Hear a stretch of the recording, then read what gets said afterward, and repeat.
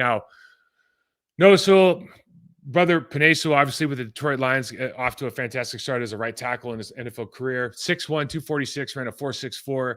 And the story on this guy is just flat out, he can bang, right? Like, you put a running back in front of him, running back goes away real fast. He can bang. He's 6'1". Just picture in your head. 6'1", 246. Compact, strong player, powerful, explosive player.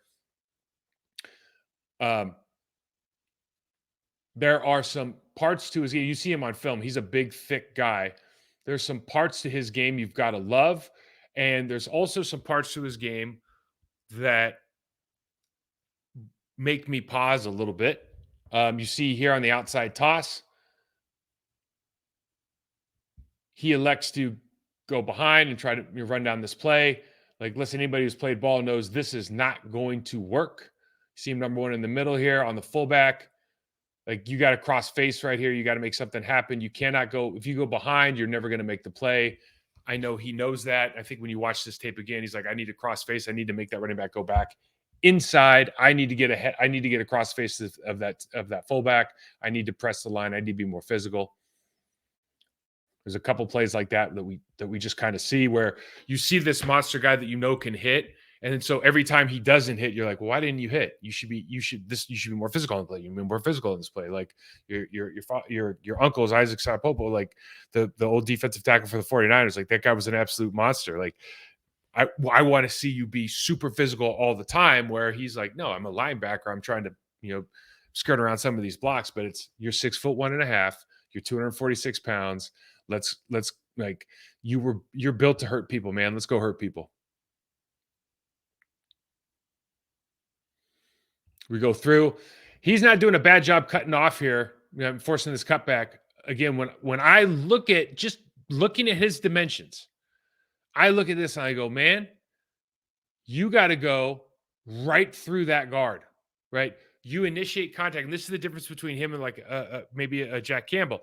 Jack Campbell, same foot, same shoulders, that guy with his right shoulder right now, stays square to the line of scrimmage and comes off and makes this play. So you erase the left guard on the B block here. You erase him by getting to contact first, because he's going to either have to hold you or he's going to have to let you go. You already have leverage position. But if you turn your shoulders, if you get on a predetermined track before the running back even has the ball, right? Now it's easy for me to push you out of the way. All I have to do is try to get my head across. I need to initiate contact here a little bit better if I'm him. Maybe I can make that play behind the line of scrimmage. They do a ton of this. He's a good pass rusher, but they do a ton of this playing him up at the line of scrimmage because he's so stout and compact. I actually like this move a lot. He circles back around. He has a little chop club, circles back around and gets in on this play. Now, this is some of the stuff you really got to work on, as opposed to attacking the center here. Like, is the first step, the center's coming up. He checks the left guard's block. He's rising. This is the opportunity for you to go attack with hands, be able to stack and shed. And instead, he gets a little stuck on this block and gets pushed out of the way. Now, the Oregon State offensive line is really good. So let's give credit where credit is due. It's not like he's playing against a bunch of slappies, okay? But this is the kind of expectations you have. Every single player you play in the National Football League is going to be good. You see him over here hipped off. He's coming inside. Now, this is another situation. In my opinion, and I think of a blitzing linebacker, I see Lance Briggs. I see 6'1", 245 pounds. I'm like, dude, that's Lance Briggs. He's coming downhill. Lance Briggs, he runs over this running back, right? There shouldn't be any hesitation. This guy should go right through him, He should go through the running back's right shoulder instead of taking him down the middle. No hesitation, run right through him. And this has got to be a sack. I know he gets the pressure here, but there's just opportunities where I think he's got the tools and the skill set. Excuse me. He has the tools, but not yet the skill set. So this is something where you can just work on, but you see the explosion, you see the power. This is a play where, again, it kind of gives you pause and you wonder what he's reading through. So he's reading through the uncovered lineman. Maybe he's the center. Again, takes that step and goes up. He's really worried about punching and extending on the center now. But the running back he's lost leverage on the running back. So he could have easily attacked, shed this play, just step two, shed and bounce off. You ricochet off, you get back to your hole, and track the backer, but he ends up messing around with the center a little bit too much, and the running back gets downhill away from him.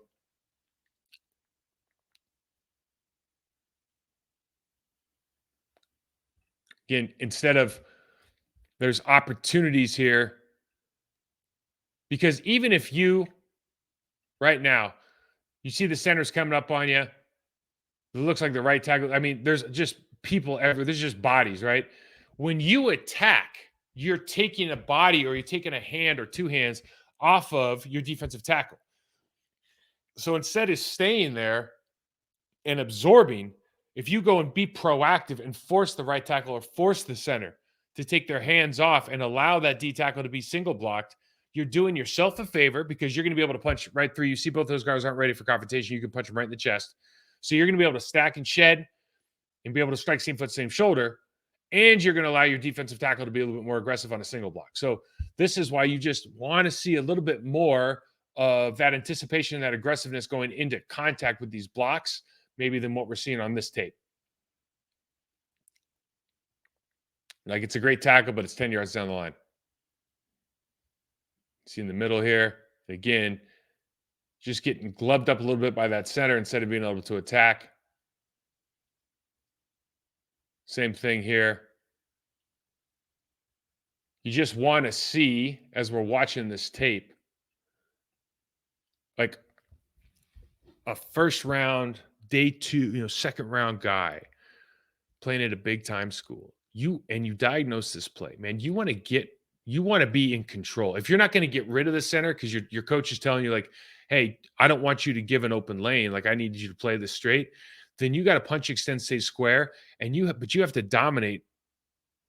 Hands inside, chest press, hips extend, right? You have to dominate with initial confrontation because if you let these guys get into your body, if you lose with an outside hand and they win with an inside hand, they outweigh you by, at best 30 pounds. So you really got to win this initial confrontation, stack, shed, not have to go underneath. Kind of see the same thing here. I always respected when I was playing, you respect the guys that refuse to be blocked. So, and then even when I was out, you're watching guys like Luke Kuechly was one of those guys where you just like, that dude refuses to be blocked. John Beeson, when I was playing with him when he was a young guy at Carolina, playing against Patrick Willis. I mean, gosh, there's so many guys from the old days, but guys that just refused to be, you're not going to block me. There's some guys like Brian Urlacher was one of those guys where something you just block him sometimes. He wasn't, he knew what his bread and butter was. It's like, I can run a 4.4 and I'm this big. I'm just going to run around you. People don't know how to deal with that kind of speed. But if you got in, pads inside, he'd be like, you got me that time. It wasn't just refusing to be blocked. Whereas his running mate, Lance Briggs, was like, no, you're never going to block me. You're not blocking me, right? If you block me, I'm going to put you on your back. And so I always had as an offensive lineman, you always have a ton of respect for the guys who just refuse to be blocked. Oh, nice gesture, pushing him on the ground and letting him back up, though. Solid.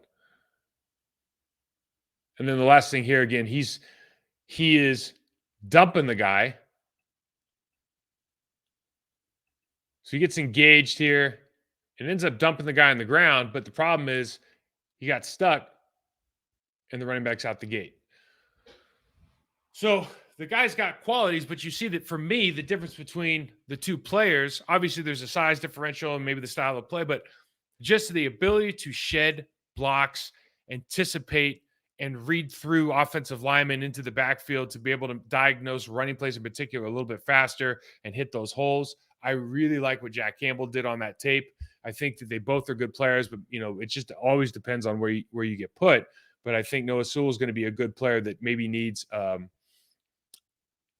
ex guy as a coach in the room to really show him the kind of the details. Like, this is how we're going to have this very personal confrontation with these guards, because that's something that I've been in buildings for years now, man, and they don't teach how to take on blocks very well. Like, those drills are very, very remedial.